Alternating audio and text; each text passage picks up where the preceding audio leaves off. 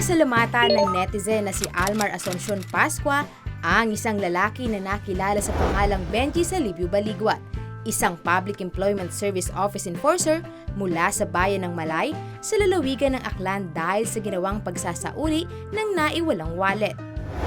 Batay sa istoryang ibinahagi sa social media, napulot ni Benji ang isang wallet na may mga lamang ATM cards at 6,000 piso.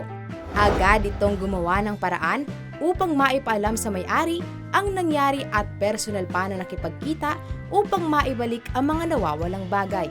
Dahil dito ay itinuring ng may-ari na isang blessing at good Samaritan ang lalaki.